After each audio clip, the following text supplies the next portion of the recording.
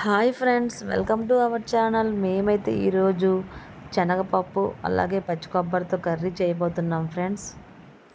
అది కూడా చాలా సింపుల్గా అన్నమాట. ముందుగా అయితే ఒక కప్పు శనగపప్పు అయితే తీసుకున్నాను ఫ్రెండ్స్. అదైతే నీట్గా వాష్ చేసుకొని కుక్కర్లో అయితే ఉడకబెట్టుకుంటున్నానండి. ఇందులో అయితే కొంచెం సాల్ట్ కూడా వేసుకోవాలి.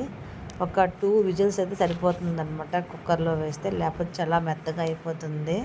చాలామంది ఏంటి అంటే ఒక గిన్నెలో పెట్టుకొని ఉడకబెట్టుకుంటారు. అది ముందుగా అయితే నానబెట్టుకోవాలండి. కుక్కర్లో పెట్టుకుంటే ముందుగా నానబెట్టుకోవడం అవసరం లేదు. పచ్చి కొబ్బరి అయితే తీసుకున్నానండి. నేనైతే మిక్సీ పట్టేసుకున్నాను. ఇదిగోండి ఇలా పొడిలాగా. శనగపప్పు అయితే ఉడికిపోయింది కదా, ఆ మాదిరిగా ఉడికి సరిపోతుందన్నమాట. వాటికి కావాల్సినవి పచ్చిమిర్చి, అలాగే వెల్లుల్లి, ఆనియన్స్, అలాగే కరివేపాకు, కొంచెం జీలకర్ర, ఆవాలన్నమాట. ఒక కడాయి అయితే పెట్టేసుకున్నానండి. దానిలో అయితే కొంచెం ఆయిల్ వేసుకుంటున్నాను.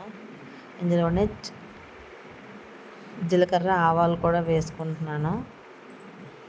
నేనైతే నువ్వుల నూనెతో వండుతున్నానండి. ఆనియన్ ముక్కలు, అలాగే పచ్చిమిర్చి ముక్కలు, వెల్లుల్లి, కరివేపాకు కూడా వేసుకొని వేయించుకోవాలన్నమాట.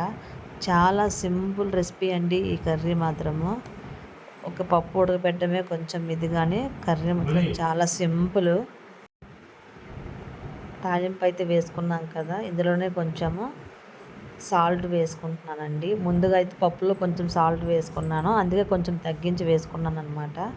ఇందులోనే చిటికెడు పసుపు కూడా వేసుకొని ఒకసారి అయితే వేయించుకోవాలి ఆనియన్ ముక్కలు మొత్తం. మీరు కూడా తప్పకుండా ట్రై చేయండి. చాలా సింపుల్ రెసిపీ అనమాట ఈ కర్రీ మాత్రము. కొబ్బరి అయితే వేసుకున్నానండి. కొబ్బరి కొంచెం వేయించుకోవాలి పచ్చివాసన పోయే అంతవరకు. ప్లీజ్ అండి మా ఛానల్ సబ్స్క్రైబ్ చేసుకోండి, అలాగే మా వీడియోకి లైక్ కూడా చేసుకోండి ఫ్రెండ్స్. ఇందులోనే ఇప్పుడు మనము శనగపప్పును కూడా వేసేసుకొని ఒకసారి నీట్గా కలుపుకోవాలన్నమాట. చూడండి ఎంత సింపుల్ కదా, 5 మినిట్స్లో అయిపోతుందండి ఈ కర్రీ మాత్రము. చాలా అంటే చాలా సింపుల్ అనమాట. ఏ కర్రీలు ఇంట్లో లేనప్పుడు, ఏ కాయగూరలు లేనప్పుడు ఇటువంటి కర్రీ చేసుకుంటే చాలా సింపుల్ అనమాట. ఇందులో కొంచెం కారం, అలాగే కొంచెం ధనియాల పౌడర్ అండి వేసుకొని నీట్గా కలుపుకోవాలన్నమాట. కర్రీ అయితే రెడీ అయిపోయినట్టే. ఇందులో కొంచెం జీలకర్ర పౌడర్ కూడా వేసుకుంటే బాగుంటుందన్నమాట.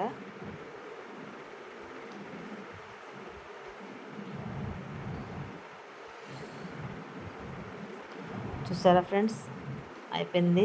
చాలా అంటే చాలా హెమ్మీ టేస్ట్ అనమాట. చాలా బాగుంటుంది ఇది. చపాతీలోకి, రైస్లో కూడా చాలా బాగుంటుంది కర్రీ. సాంబార్తో అయితే సూపర్ ఉంటుంది. Bye bye friends.